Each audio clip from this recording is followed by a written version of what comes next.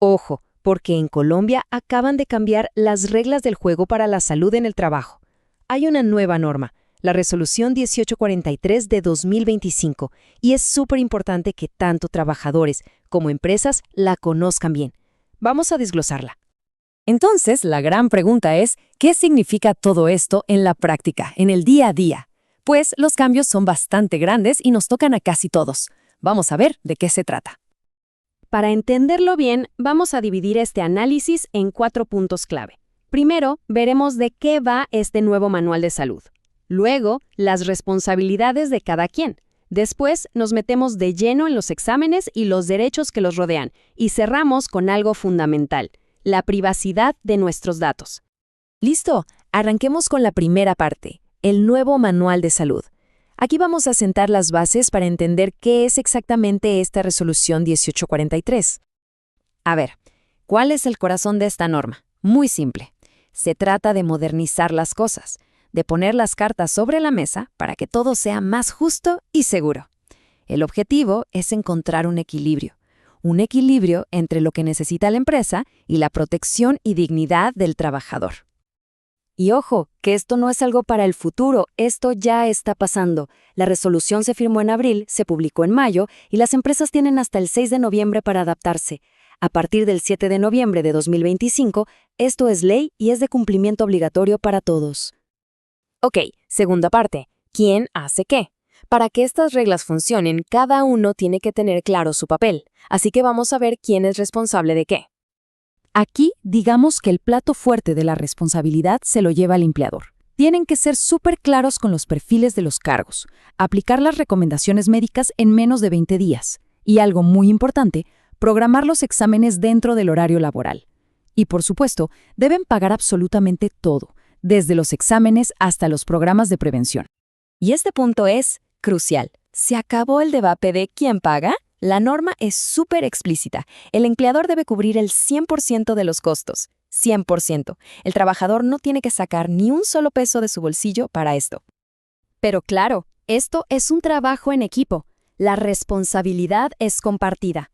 Como trabajadores, hay que ser transparentes con la información de salud, ir a las citas, seguir las indicaciones del médico y, muy importante, levantar la mano si se ve algún riesgo en el trabajo. Se trata de cuidarnos entre todos. Y para que todo este engranaje funcione, hay otros 2 actores clave. Las ARL, que son como los asesores técnicos de las empresas, y los centros médicos. A estos últimos ahora se les exige más. Consultas de calidad, de mínimo 20 minutos, y la protección total de la información confidencial. Bien, vamos a la tercera parte, que es donde se pone más práctico, los exámenes y los derechos. ¿Qué tipo de exámenes hay y sobre todo cómo se protegen los derechos de las personas en todo este proceso?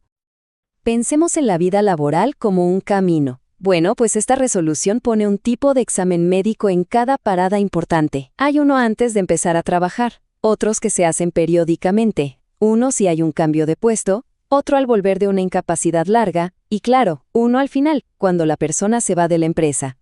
Y aquí llegamos a una de las preguntas más delicadas, más importantes y la verdad más polémicas que esta norma viene a aclarar.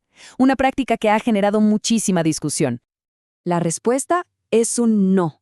Así, en mayúsculas, rotundo. Por regla general, está prohibido. ¿Hay excepciones? Sí, pero son muy específicas.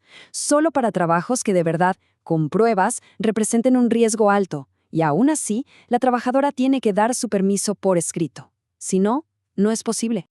De hecho, la ley se pone tan seria con esto que ahora funciona al revés. De entrada, se asume que si un empleador pide una prueba de embarazo, está discriminando. Y es la empresa la que tiene que demostrar con pruebas contundentes por qué era absolutamente necesario antes de secretaría ante la ley.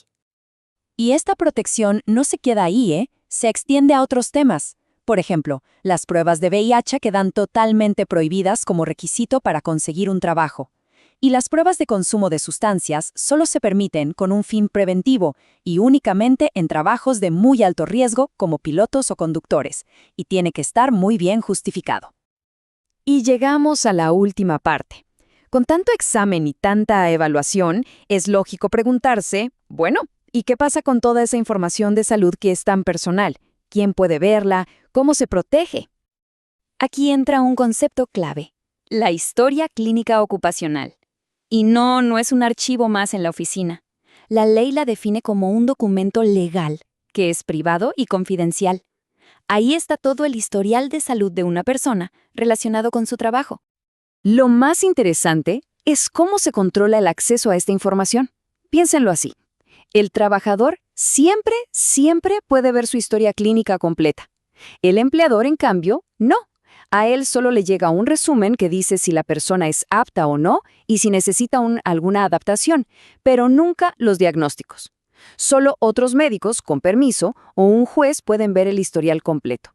Y esta información no es algo que se guarda un tiempito y ya. Para nada.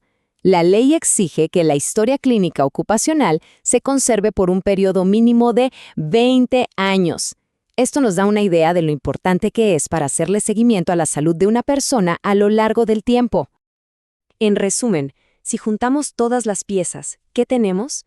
Tenemos un marco de seguridad mucho más fuerte, unas reglas del juego mucho más claras para todos y, lo más importante, una barrera mucho más alta contra cualquier tipo de discriminación en el trabajo.